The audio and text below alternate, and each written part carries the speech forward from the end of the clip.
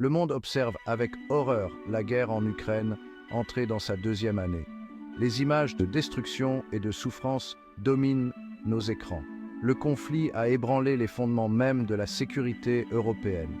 Il a également soulevé de profondes questions quant à l'avenir de l'ordre mondial. Ce qui a commencé comme un conflit régional s'est transformé en une crise aux conséquences considérables. Le bilan humain de la guerre est incommensurable. Des milliers de civils innocents ont été tués. Des millions d'autres ont été contraints de fuir leur foyer. Le conflit a déclenché une catastrophe humanitaire aux proportions immenses. Les retombées économiques ont été tout aussi dévastatrices. Les chaînes d'approvisionnement ont été perturbées, entraînant une flambée des prix de l'énergie et des denrées alimentaires dans le monde entier. La guerre en Ukraine nous rappelle brutalement la fragilité de la paix. Elle souligne le besoin urgent de coopération et de diplomatie internationale. Alors que nous entrons dans la deuxième année de ce conflit, la voie à suivre reste incertaine. Pourtant, au milieu des ténèbres, il y a des lueurs d'espoir. Le peuple ukrainien a fait preuve d'une extraordinaire résilience face à l'adversité.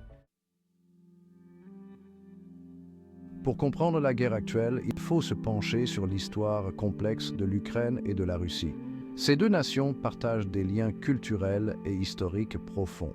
Cependant, leurs relations ont été marquées par des périodes de coopération et de conflits. L'Ukraine, située au carrefour de l'Est et de l'Ouest, s'est souvent retrouvée prise dans un bras de fer géopolitique. Au XXe siècle, l'Ukraine a beaucoup souffert sous la domination soviétique.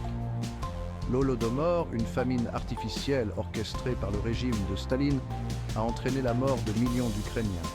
Cet événement tragique a laissé une cicatrice profonde dans la psyché ukrainienne.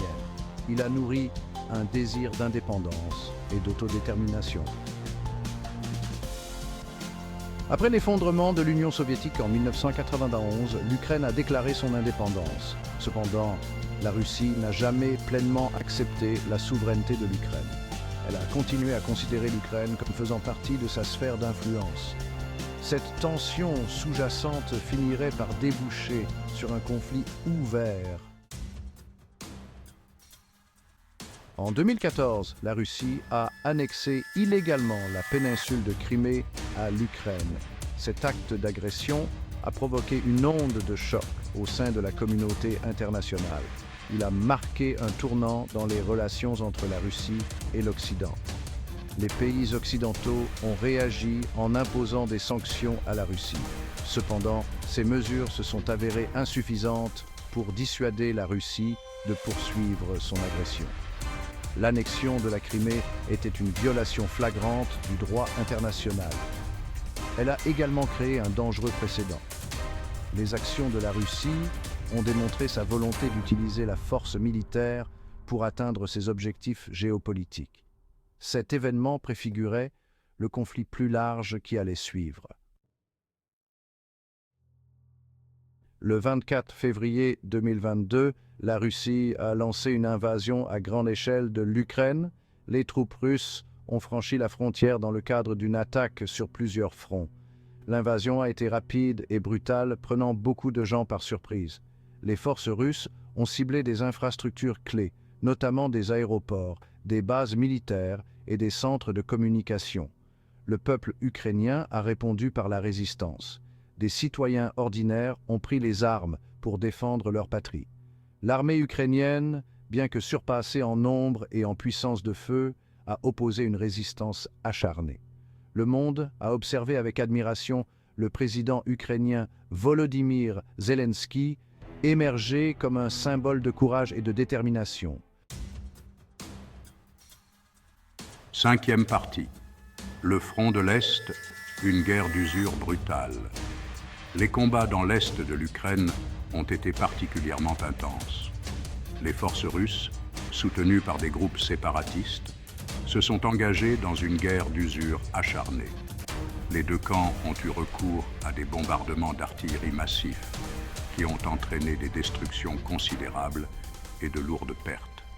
Des villes et des villages ont été réduits en ruines. Les combats dans la région du Donbass ont été caractérisés par une guerre de tranchées qui rappelle la Première Guerre mondiale. Les gains se sont mesurés en mètres, souvent au prix d'un coût humain terrible. L'utilisation de bombardements aveugles a fait d'innombrables victimes civiles.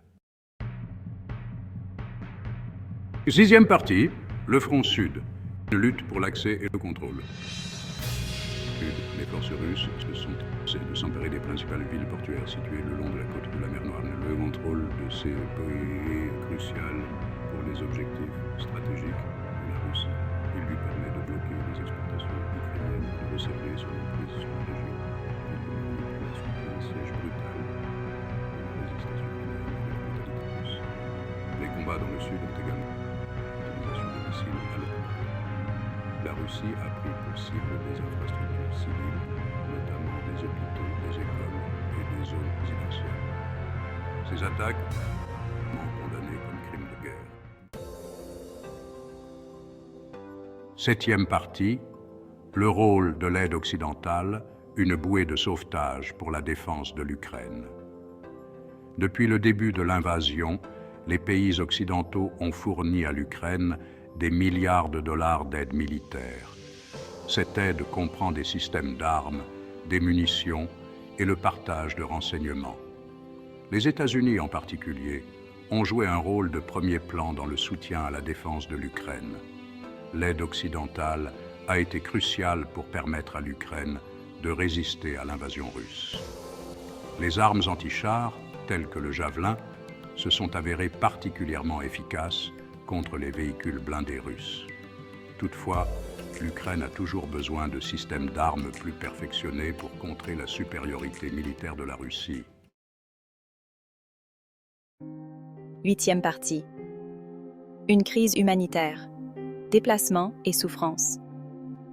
La guerre en Ukraine a déclenché une crise humanitaire aux proportions immenses. Des millions d'Ukrainiens ont été déplacés à l'intérieur du pays, cherchant refuge dans des régions plus sûres. Des millions d'autres ont fui vers les pays voisins, tels que la Pologne, la Roumanie et la Moldavie. Les besoins humanitaires sont immenses. Les Ukrainiens déplacés ont besoin de nourriture, d'eau, d'un abri et de soins médicaux. Le coût psychologique de la guerre est également considérable. Les enfants, en particulier, ont été profondément touchés par la violence et les déplacements. C'est déchirant de voir tant de familles déchirées, tant de vies bouleversées. Les enfants, ils portent les cicatrices de ce conflit, visibles et invisibles. Neuvième partie, impacts mondiaux, ondes de choc économique et politique. La guerre en Ukraine a provoqué des ondes de choc dans l'économie mondiale. La Russie est un exportateur majeur de pétrole et de gaz. Le conflit a perturbé les marchés de l'énergie, entraînant une flambée des prix dans le monde entier. La guerre a également perturbé les chaînes d'approvisionnement, contribuant à l'inflation et aux pénuries alimentaires. Le conflit a également eu un impact profond sur la politique mondiale. Il a brisé l'architecture de sécurité post-guerre froide en Europe. L'invasion a également conduit à un approfondissement des divisions entre la Russie et l'Occident. Dixième partie. Le front diplomatique. La recherche d'une résolution. Malgré la poursuite des combats, des efforts diplomatiques ont été déployés pour mettre fin à la guerre. La Turquie a accueilli des pourparlers entre négociateurs russes et ukrainiens. Toutefois, ces pourparlers n'ont pas encore permis de réaliser de progrès significatifs.